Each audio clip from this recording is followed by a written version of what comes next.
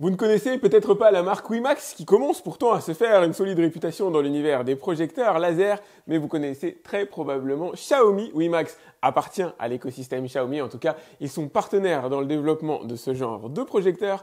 Bienvenue sur AliExpress pour le test du WiMax Nova 4K. Et la première chose que je trouve remarquable à propos de ce projecteur, c'est pas le carton, qui est globalement assez sobre, c'est sa taille. Il est extrêmement petit, extrêmement compact. On est sur un projecteur qui fait 30 cm de profondeur, 46 cm de long et seulement 9 cm de hauteur. Et la discrétion a son importance parce qu'un projecteur à courte focale n'est pas un objet que vous allez fixer au mur, c'est quand même quelque chose qui reste à une relative distance du mur. Et dans le cadre du WiMax, il vous faudra positionner le projecteur à une distance allant de 40 cm à 80 cm du mur pour obtenir une diagonale de 2 mètres à 3,90 m. Il a donc une capacité à s'adapter à l'environnement dans lequel vous allez le positionner. Il n'a pas d'autofocus intégré, mais le focus, vous allez pouvoir le régler manuellement à l'aide de la télécommande. La correction trapézoïdale est bien entendu intégrée. Là, on va s'intéresser essentiellement à l'image. Il s'agit donc d'un projecteur 4K équipé d'une lampe pouvant envoyer du 2100 lumens à NSI pour une durée de vie estimée à environ 25 000 heures. L'image est générée par une puce bien connue dans l'univers des vidéoprojecteurs signée Texas Instruments, la DMD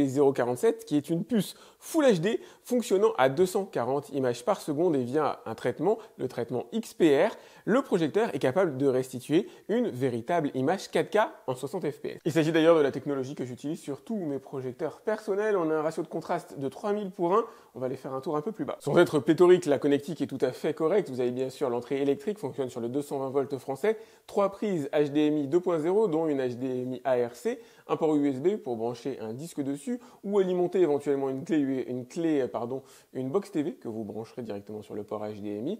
Vous avez là une sortie audio, une entrée audio-vidéo, vous avez de l'optique à ce niveau-là et bien sûr un port Ethernet pour le relier à Internet. C'est assez logique, il gère le Wi-Fi sur les bandes 5 et 2,4 GHz, le Wi-Fi AC et prend en charge le protocole Bluetooth 4.1, un peu ancien mais toujours fonctionnel. Au niveau du son, ça se passe sur la partie avant bien évidemment puisque le projecteur sera positionné de cette manière-là par rapport à vous.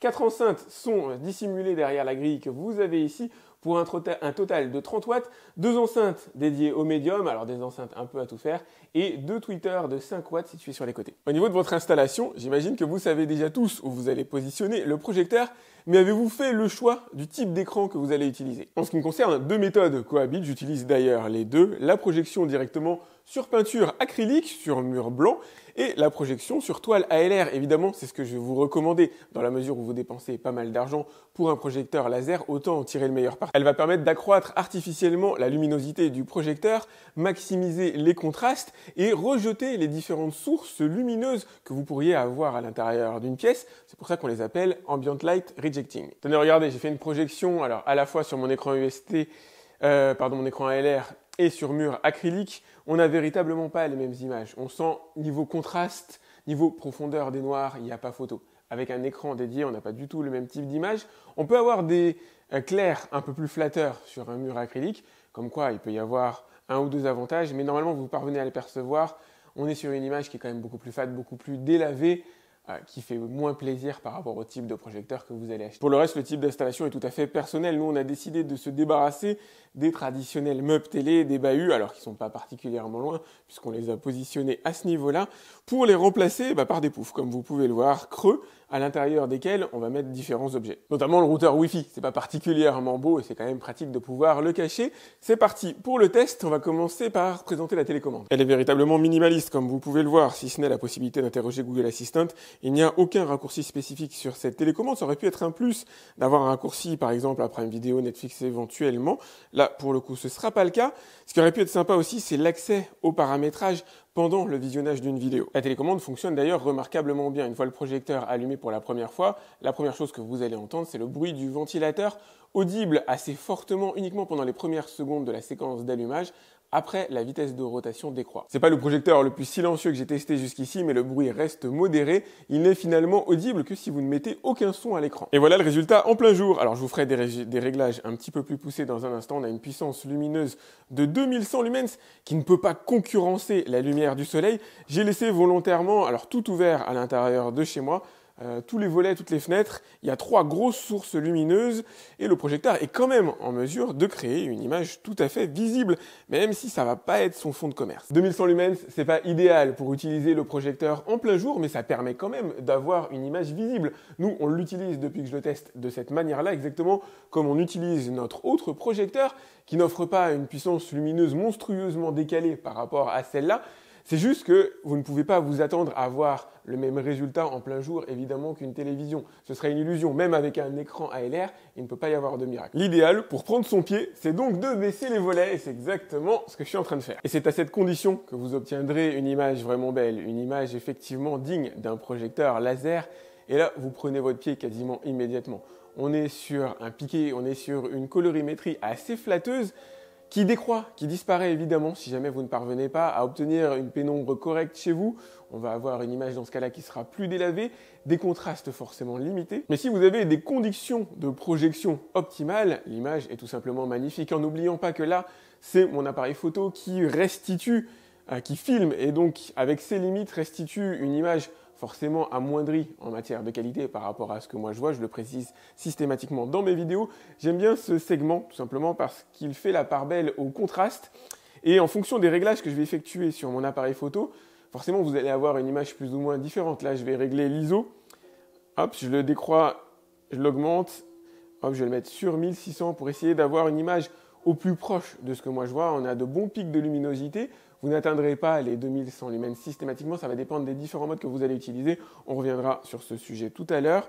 Et voilà, il faut que j'adapte forcément le rendu de ma caméra en fonction des différentes scènes pour que vous puissiez réellement vous projeter dans l'utilisation que vous aurez. Après, je pense que de manière instinctive, vous êtes en mesure de vous apercevoir que la qualité de l'image est quand même plutôt cool. C'est vrai que c'est un vrai bonheur d'avoir un projecteur laser à la maison, avec en plus une toile qui va bien.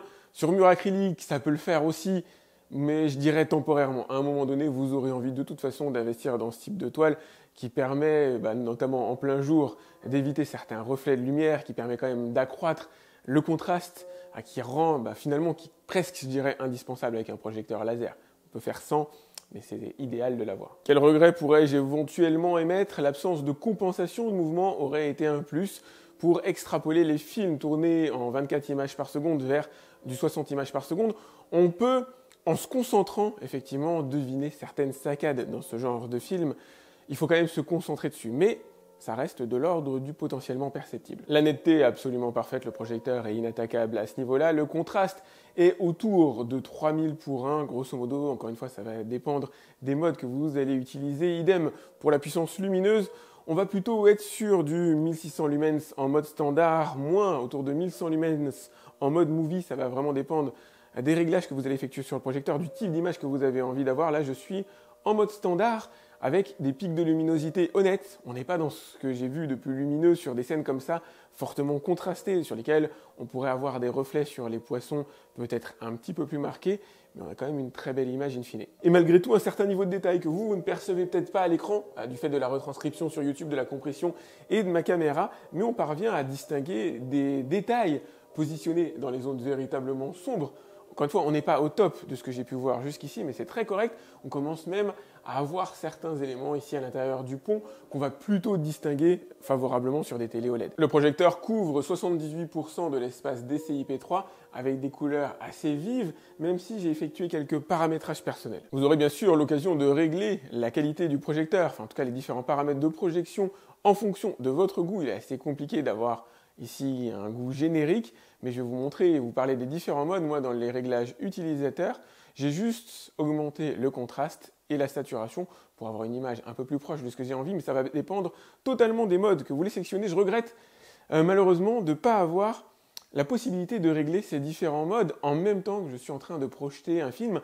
Ça permettrait d'avoir une vue plus précise. Là, il faut faire des allers-retours, par exemple, entre, Prime Video et les réglages de mode pour voir les différences. C'est pas forcément simple. En fonction des modes que vous allez choisir, vous allez avoir un delta E, c'est-à-dire un écart entre la source et la restitution différent, et bien sûr un niveau de luminosité différent. Si vous le choisissez en standard, vous allez avoir un delta E autour de 9, alors qu'il va passer à 7 en mode film, donc une restitution des couleurs un peu plus fidèle par rapport à la source. Par contre, vous n'allez pas avoir le même niveau de luminosité, vous serez autour de 1600 en standard, en passant à 1200 en mode film. Et je n'ai pas trouvé de mode pré-réglé qui soit parfait. Et en même temps, c'est normal, tout dépend de ce que vous allez faire avec ce projecteur. Et une de mes utilisations principales, moi, c'est la télé. C'est pour cela que je préférais le mode standard ou un équivalent qui va faire la part belle à des tonalités peut-être un peu plus froides, mais du coup offrir une image plus proche de ce que moi j'ai envie d'avoir. Je ne peux pas vous montrer grand-chose pour une question de droit d'auteur, j'imagine. J'ai essayé de prendre une émission sur laquelle je ne veux pas trop me faire alpaguer. On a une image qui est magnifique, elle se précharge rapidement. Si vous avez la fibre, c'est idéal. Fonctionnant sur réseau 2,4 et 5 GHz, on a largement assez de débit pour aller absorber des flux 4K. On fera des tests ensemble, bien sûr, tout à l'heure. Molotov, qui est essentiel pour moi, fonctionne remarquablement bien. Il en va de même pour YouTube. C'est l'extrait vidéo que je vous ai montré il y a un instant, qui permet bien sûr d'accéder aux différents paramétrages, par exemple le réglage de la 4K. Ça marche nickel. Ça fonctionne bien, mais niveau interface, on notera la présence d'Android TV 9, ce qui pose pas de soucis particuliers, mais il existe des versions évidemment plus récentes, avec un correctif de sécurité datant quand même du 5 janvier 2022. Revenons à notre interface de base. Il y a d'autres applications bien sûr disponibles depuis Google Play, je vous montrerai ça dans un instant, donc Prime Video. La navigation dans les menus est fluide, le chargement est assez rapide. Alors, encore une fois, quand on a la fibre, forcément ça aide. Quelques petites saccades de temps en temps, mais relativement légères, rien de très problématique. Là, on va se faire le préchargement. Je ne peux pas vous montrer le film, tout simplement pour une question de droit d'auteur. Je vous montre juste de quelle manière ça fonctionne. Voilà, la publicité a quand même mis 5 secondes à venir. Là, je vais la couper. On va voir au bout de combien de temps la vidéo parvient en chargement. Allez, c'est pas instantané, mais quasiment. À partir de Google Play, vous allez accéder à certaines applications. Alors, j'en ai préinstallé, bien sûr, certaines importantes pour moi, notamment VLC, je vous montrerai dans un instant. Alors voilà, vous avez Sisplay, MyTF1, la possibilité d'avoir Plex, YouTube Kids, d'autres applications, je ne peux pas toutes vous les montrer, ça prendrait trop de temps, mais il y a un grand absent malheureusement. C'est assez souvent le cas sur les projecteurs que je teste, mais malheureusement, le très demandé Netflix est indisponible. Après, il existe sûrement des moyens de l'obtenir de manière détournée avec une version en basse définition, mais là pour le coup ce ne sera pas le cas. Là vous avez les applications que j'ai installées, Apple TV, Disney+, File Manager, ça peut toujours être intéressant. MyCanal aussi est présent dessus, et VLC. VLC qui va me permettre d'accéder à mon NAS, pour le coup signé Asus Store. Juste pour info, un NAS c'est on va dire un ordinateur dans lequel je stocke des fichiers, des vidéos. Et dans ce passage de la vidéo, ce qui va nous intéresser, c'est la capacité du projecteur à décoder certains flux. Là, je commence sobrement. On est sur du Full HD, MKV, encodé en H264, fichier de 18 Go, qui pose aucun souci, même pour le transit direct par la ligne Wi-Fi. Cette fois, c'est fait exprès, je vous cache l'image volontairement pour une question de droit d'auteur. Les flux en 4K encodé en H265, un flux qui est quand même assez gourmand, là pour le coup 40 gigaoctets, transit sans aucun souci, sont interprétés sans aucun souci, aucune saccade, c'est totalement fluide, le projecteur va donc décoder les flux 4K sans problème. Niveau mise au point, il n'y a pas de système d'autofocus à l'intérieur du projecteur, vous allez donc la réaliser manuellement à l'aide de l'interface que vous avez ici à l'écran. Ça se fait, on va dire, très facilement, très sobrement. La correction du trapèze se fait elle aussi manuellement, voilà, en plusieurs points comme vous pouvez le voir ici. On trouve assez facilement le réglage optimal. Le plus difficile pour moi, ça a été de positionner le projecteur, de trouver le bon meuble adapté à la hauteur pour véritablement cadrer avec mon écran sans avoir à refaire mon installation. Et voilà, il vous suffit d'aller faire bouger les lignes que vous avez sur le côté pour trouver, on va dire, le réglage parfait. De base, de toute façon, vous avez une image à l'angle normalement parfait s'il est positionné à l'aplomb par rapport à votre mur. Le défaut que vous avez en haut à gauche de l'image est lié à ma toile. Malheureusement, un jour où je l'ai déplacé, j'ai dû l'abîmer légèrement. Après, vous avez les fonctions habituelles, la possibilité de positionner le projecteur différemment, voilà, le mettre éventuellement au plafond si jamais vous le souhaitez. Un capteur de présence infrarouge. La luminosité diminuera si jamais vous vous approchez du projecteur. Ça, c'est intéressant si vous avez des enfants. Pour le reste, c'est du classique, on ne va pas trop détailler. Cette fois-ci, on change de sphère. J'ai branché mon ordinateur sur le port HDMI. Aussi occasion de vous dire, si vous voulez Netflix, vous pouvez brancher une box TV dessus. Bienvenue à Poudlard. La raison pour laquelle j'ai branché mon ordinateur, c'est tester l'input lag, c'est-à-dire le délai de réaction entre le moment où j'effectue un mouvement, là pour le coup avec mon clavier et ma souris, et sa répercussion à l'écran. Input lag qui est correct. Alors j'aurais aimé avoir la Switch, malheureusement mon fils l'a embarqué. Ça aurait été un peu plus réaliste comme test pour savoir si vous pouvez brancher une console, on va dire, aisément dessus. Là, ça reste assez raisonnable. Il y a un léger delta entre le moment où j'effectue un mouvement et sa répercussion à l'écran, mais avec mon ordinateur, ça ne m'étonne pas particulièrement. C'est assez fréquemment le cas sur les projecteurs. On a un nombre d'images par seconde que j'aurais sensiblement accru. On n'est pas sur un écran d'ordi en fait. Moi, c'est vrai que j'ai du 240 Hz sur mon ordi, donc je vois la différence quand j'effectue des mouvements rapides. Je ne pense pas que ce soit réellement fait pour jouer aux jeux vidéo. Ça l'est pour des jeux, on va dire, cool, des jeux soft. mais dès lors qu'on rentre véritablement dans du hardcore gaming, ça va être un peu plus compliqué d'obtenir quelque chose de vraiment exploitable, en tout cas pour performer. Par contre, vous noterez que l'image est belle, hein. Elle est vraiment sacrément belle avec des beaux effets, des pics lumineux dans certaines zones, alors qui sont favorisés peut-être aussi par l'utilisation d'un ordinateur capable de gérer ce genre de lumière, mais c'est très très sympa. Autre sujet, si vous choisissez de l'utiliser dans un cadre professionnel, on est véritablement sur un ordinateur, un projecteur qui va performer, notamment en matière de précision. Ça va être extrêmement agréable évidemment à utiliser, sous réserve d'être en mesure d'effectuer au moins baisser la lumière, avoir une petite pénombre, avoir des stores qui permettent à la luminosité de s'exprimer, de ne pas trop être en concurrence avec le soleil. Et là, effectivement, vous pourrez l'utiliser dans un cadre pro. Au niveau audio, on a 4 enceintes intégrées pour un total de 30 watts, 10 watts x 2 dédiés au médium, 2 tweeters, pas réellement de caisson de basse à l'intérieur, la possibilité d'activer ou non les effets Dolby. Alors on n'a pas le Dolby Atmos qui aurait pu être sympa en matière de concurrence, vous allez bien sûr pouvoir brancher un kit de son externe, je vais essayer de vous faire écouter quelque chose. Alors comme d'habitude, je ne peux pas vous montrer grand chose pour une question de droit d'auteur, sachez juste que les voix sont très bien définies avec ce projecteur. Il y a un remplissage de l'espace qui est quand même correct, malgré mon salon de 40 mètres carrés à peu près. Là, je vais vous faire écouter une séquence bien connue des cinéphiles, en tout cas de ceux qui aiment Star Wars. Je ne peux pas vous montrer grand-chose, encore une fois, pour une question de droit d'auteur.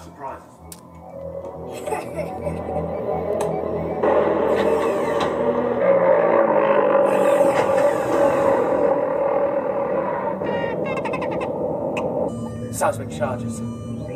Stand by.